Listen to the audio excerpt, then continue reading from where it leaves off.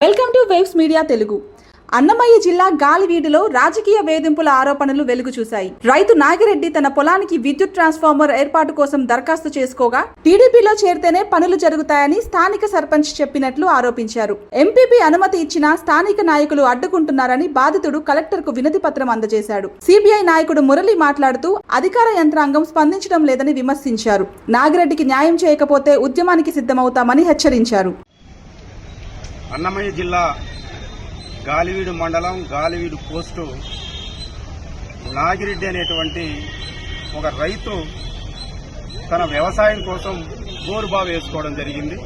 గత 2 సంవత్సరాలుగా ఆ బోరు మోటార్కి కరెంటు కోసం కరెంట్ ఆఫీస్ చుట్టూ అధికారుల చుట్టూ తిరిగాడు.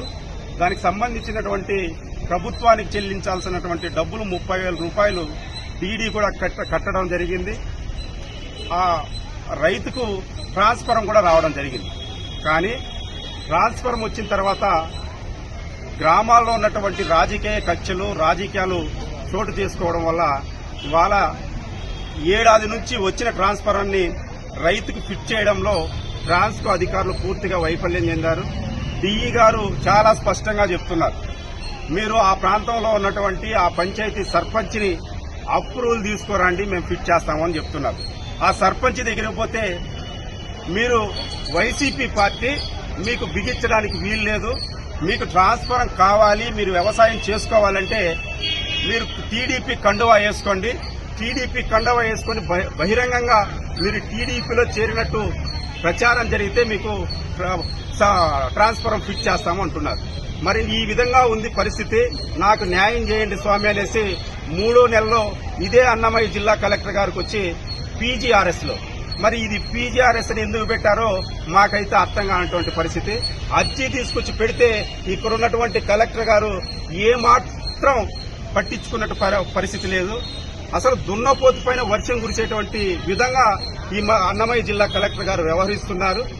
దీనిపైన 2 నెలలు అవుతుంది. నేను ఇచ్చిన అర్జీ ఉందా లేదంటే తల కింద అన్న వేసుకుని కలెక్టర్ గారు జాయింట్ కలెక్టర్ గారు ఇక్కడ ఉన్నటువంటి రెవెన్యూ యంత్రాంగం నిద్రపోతుందని ఈరోజు మళ్లీ కూడా ఆ రైతు వచ్చాడు.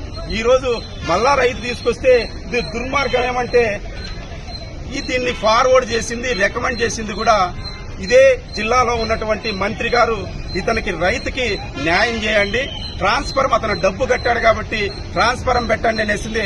అతను కూడా ఇన్షియల్ వేసి పంపిస్తే మంత్రి గారిని కూడా పట్టించుకునేటువంటి పరిస్థితి లేదు. స్థానికంగా ఉన్నటువంటి టీడీపీ నాయకులు ఏం చెప్తే అదే జరగాలి, లేదంటే టీడీపీ కూటమిలో ఉన్నటువంటి నాయకులు వాళ్ళకు సంబంధించినటువంటి ఓటర్లు మాత్రమే ఈ రాష్ట్రంలో ఉండాలి. మిగతా ఏ పార్టీకి చెందినటువంటి రైతైనా కూలీ అయినా వీళ్ళు నివసించడానికి అర్హత లేదనేటువంటి విధంగా వ్యవహరిస్తున్నారు. మేము కలెక్టర్ గారిని అడిగేదేమంటే భారత కమ్యూనిస్టు పార్టీ సిపిఐగా మేము డిమాండ్ చేసేదేమంటే పీజీఆర్ఎస్ జరుగుతాను.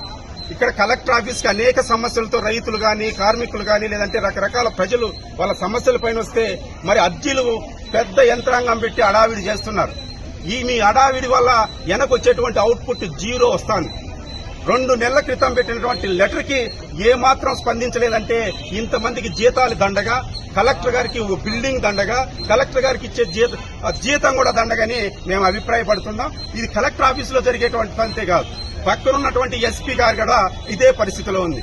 ఎస్పీ ఆఫీసుకు పోయి ఎవరైనా సమస్య ఉందని ఒక లెటర్ ఇచ్చుకుంటే దానిపైన కూడా పట్టించుకునేటువంటి పరిస్థితి లేదు.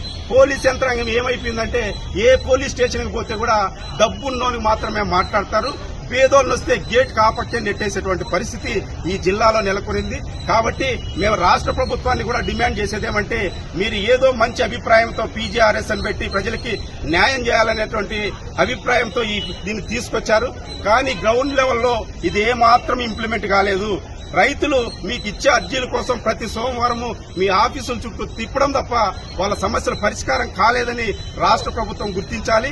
ఈ అన్నమయ్య జిల్లాలో జరిగేటువంటి ఇలాంటి కలెక్టర్ ఆఫీసులో గాని ఎస్పీ ఆఫీసులో గాని ప్రజల పట్ల ఉన్నటువంటి నిర్లక్ష్యం పైన రాష్ట్ర ప్రభుత్వం వెంటనే స్పందించి రైతులకు గాని ప్రజలకు గాని న్యాయం చేయాలని సిపిఐ పార్టీగా డిమాండ్ చేస్తున్నాం.